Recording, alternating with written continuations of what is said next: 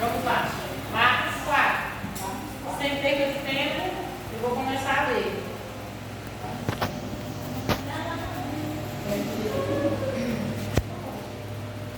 Outra vez começou a ensinar junto do mar, e ajuntou-se a ele grande multidão, de sorte que ele entrou e assentou-se no barco sobre o mar, e toda a multidão estava em terra junto do mar. Presta atenção, onde Jesus estava, como estava a história, porque tem muitas perguntas. Ou, eis que saiu o semeador a semear. E aconteceu que, semeando ele, uma parte da semente caiu junto do caminho. E vieram as aves do céu e as comeram. E a outra caiu sobre pedregais, onde não havia muita terra. E nasceu logo, porque não tinha terra profunda. Mas saindo o sol, queimou. E porque não tinha raiz, secou-se. E outra caiu entre espinhos, e crescendo os espinhos, a sufocaram e não deu fruto. E outra caiu em boa terra, e deu fruto, e ficou, e cresceu. E um produziu 30, outro produziu 60, e outro produziu 100.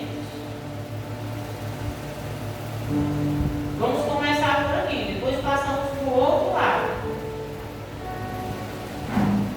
Onde está a mensagem?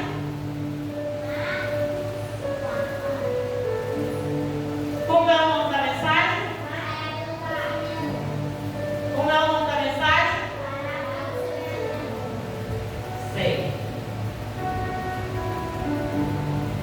E disse-lhe: quem tem ouvido para ouvir, ouça. Quem tem ouvido aqui? Pois que ouça.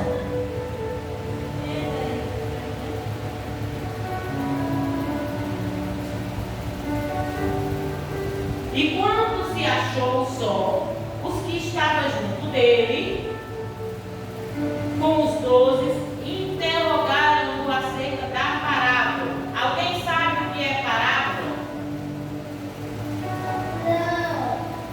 Não. Alguém aqui sabe o que é parábola? O que é parábola, Mateus? O que é parábola do Matheus? O que é parábola Juliana?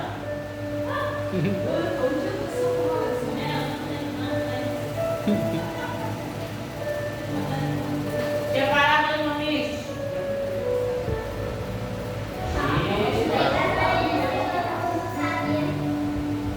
Parábola.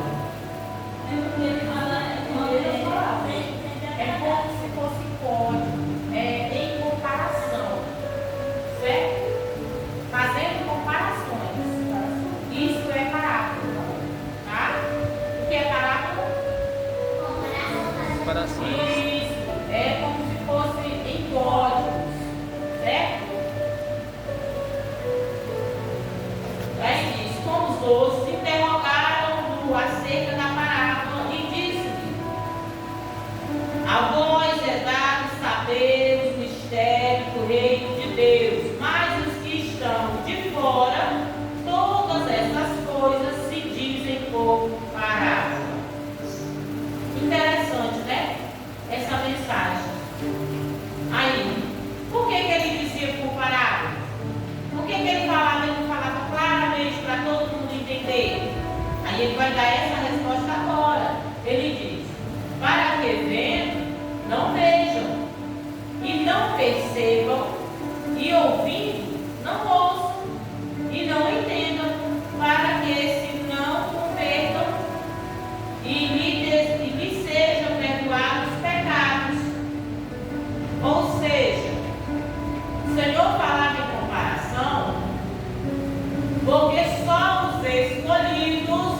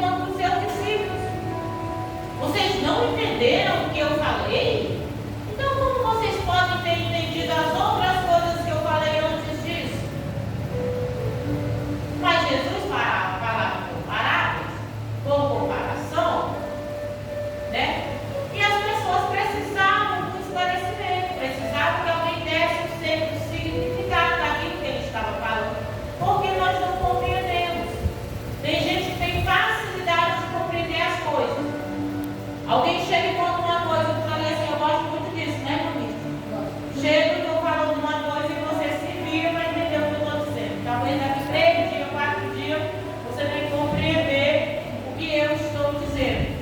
Hoje eu disse para uma mulher assim, cuidado.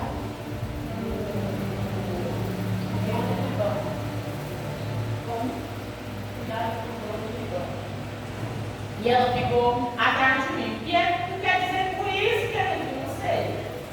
Procura saber o que o Ibama faz. Aí ela ficou sorrindo, saiu e não entendeu nada. Enfim, Jesus falava por parábola, falava por comparação. Para que Jesus falava assim, hein, gente? Alguém sabe? Para que Jesus falava assim? Você sabe, irmão Mati? Por que Jesus falava assim por comparações? Porque se Jesus estava falando, comparando a história dele com as coisas da terra, e nós temos dificuldade de entender coisas que nós conhecemos, você imagina se ele falasse nas coisas do céu que nós ainda não conhecemos? Aí ficaria difícil. Quando Jesus disse, vós sois o sal da terra, ele estava fazendo uma parábola, uma comparação. Por quê? Porque se ele falasse de algo que tem no céu, nós não íamos compreender. Mas nós conhecemos o sal e sabemos a eficácia do sal, não é mesmo? Então, continuando, quem dormir vai perder a bênção. E disse, não percebeis essas parábolas? Como, pois, entendereis todas as parábolas? Aí, aqui vem a resposta, viu? Agora é hora de bastante atenção. Diz assim, o que semeia, semeia o quê? A palavra. E o que estão junto do caminho, quem são? São aqueles em quem a palavra é semeada, mas tendo eles ouvido, vem logo Satanás e tira a palavra que foi semeada nos seus corações. Ele está explicando aquela história da semente que caiu aonde? No caminho, e as aves comeu. Aí ele está dizendo, o que é a semente? É a palavra. E o que é as aves que comeram a semente? É o inimigo que tira a palavra do coração das pessoas, não é? Aí, continuando, e da mesma sorte, os que recebem a semente sobre os pedregais, os quais ouvem a palavra, logo com prazer recebem.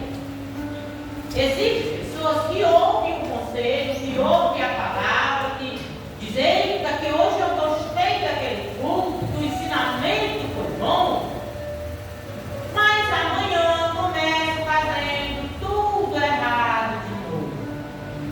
Então a semente, o seu coração naquele momento estava como os pedregais, que a mesma sorte que os recebe a semente sobre os pedregais, os quais ouvindo a palavra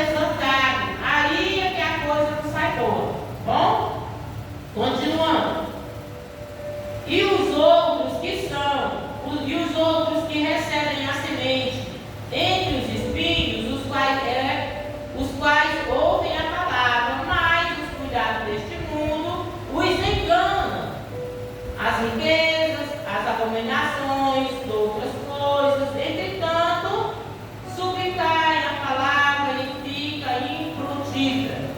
Ou seja, a gente ouve a palavra de Deus aqui, mas quando chega lá em casa, a gente pega o celular e vai ver coisa que não deve, né? Ou vai cantar, ou vai falar, vai ter atitude que desagrada a Deus, as coisas deste mundo. Aí significa que nós somos uma árvore que não temos fruto. O que é dar fruto? Nós aprendemos alguma coisa, mas não colocamos em prática. O que adianta a gente aprender a ler na vida ali, se a gente depois não conseguir ler nenhuma palavra, aprender só lá na escola e depois quando sair não der conta de ler nenhuma palavra? Serve para alguma coisa? Não. A gente tem que aprender na escola, mas tem que levar para o nosso dia a dia, tá bom? E os que recebem a semente em boa terra são os que ouvem a palavra e a recebem e dão fruto. Uma 30, a outra 60 e a outra 100. O que isso quer dizer, a boa terra? Alguém sabe o que quer dizer a boa terra? A semente que cai na boa terra, alguém sabe dizer? Diga, Natália. E as praticam muito bem. Porque, por exemplo, se eu digo assim, Sara Kaline, falar na Sara, né? Sara Kaline, você não deve cantar outro tipo de música que não seja louvor a Deus. Só um exemplo. A Sara diz, tá bom, mamãe. Ela entendeu ou não entendeu? Entendeu? Então ela aprendeu o meu ensinamento. Mas aí quando a Sara Kaline está sozinha ou não está perto de mim, a Sara Kaline começa a cantar uma música. A Sara Kaline pôs em prática o ensinamento? Não. Por quê? Porque ela aprendeu, mas não exercitou o que aprendeu. Não é? Então a palavra não caiu na boa terra, a semente não caiu na boa terra e não frutificou. Agora quando a Sara Kaline escuta, aí lá na frente tem uma música, tá lá todas as coleguinhas cantando. E ela sente vontade de cantar, mas ela não canta. O que aconteceu?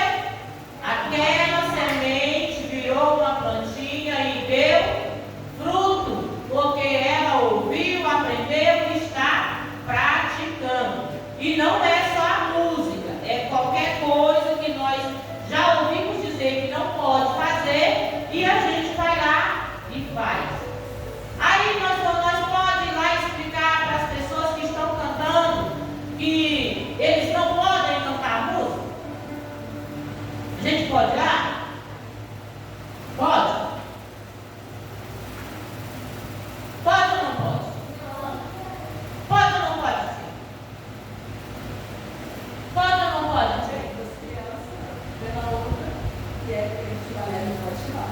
Mas se for uma que não é crente, pode? Pode, tia? Isso quer dizer que sim ou que não? Pode, Matheus? Meio apertado. Pode não. Deixa eu dizer para vocês. Você pode dizer para ela assim. Você não pode dizer para ela, ele não pode cantar música. Por que ele não pode? Ele pode sim, ele pode todas as coisas. Sabe por quê? Porque ele ainda não conheceu a verdade. Agora, se ele perguntar para você, Natália, por que você não pode dançar comigo?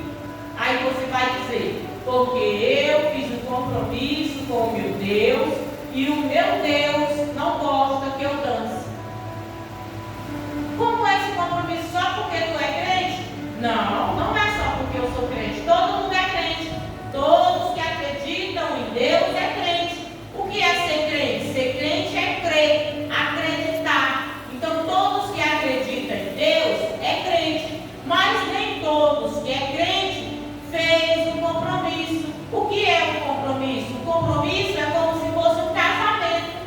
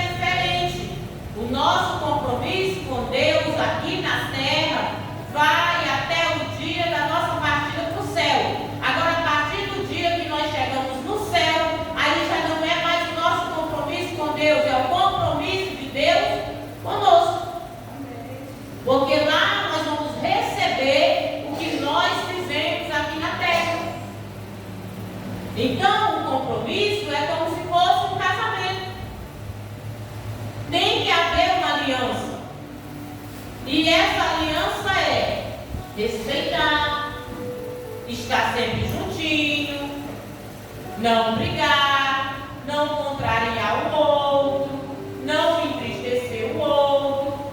Fala da família.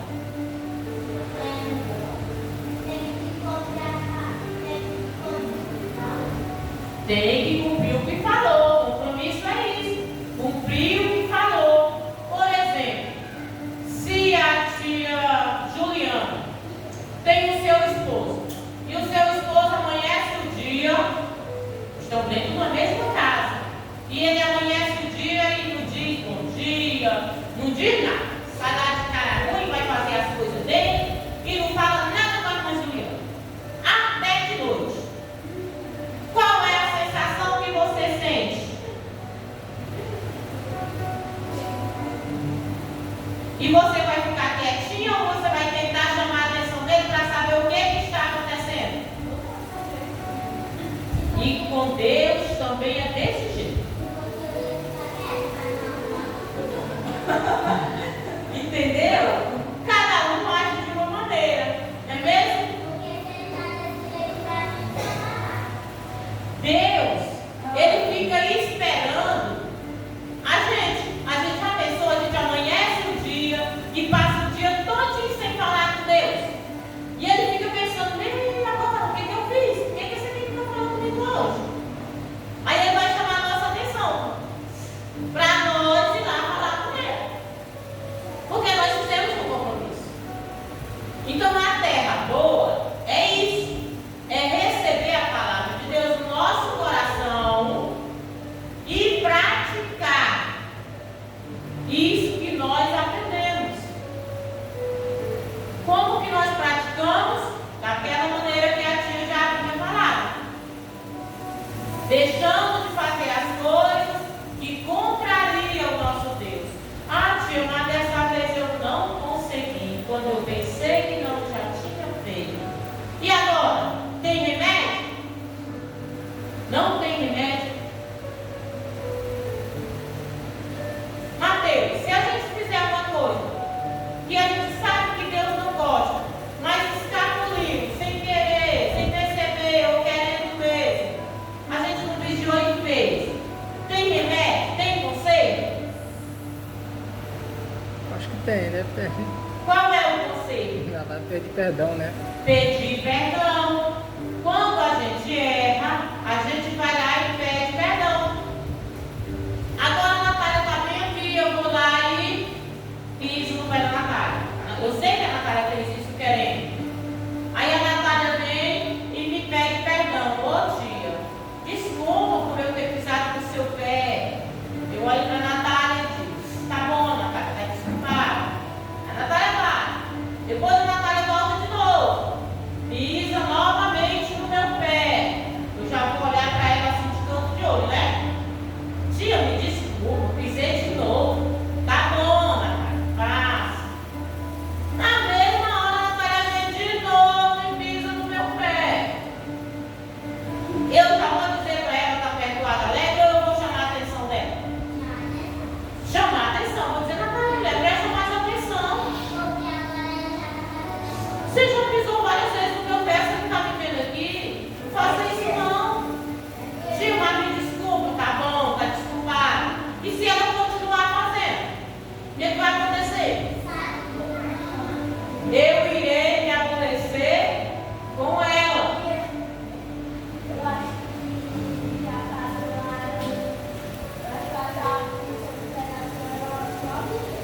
Pois é, tem jeito, né? Então, é o seguinte, vamos ter cuidado, porque com Deus é do mesmo jeito que a gente faz uma coisa querendo, e depois faz de novo, Jesus vai me perdoar, depois faz de novo, não, ele vai me perdoar, depois faz de novo, daqui a pouco ele vai se aborrecer com a gente. Aí quando ele se aborrecer com a gente, ele vai ter que nos dar uma lição para a gente não fazer de novo. Amém? Então tá.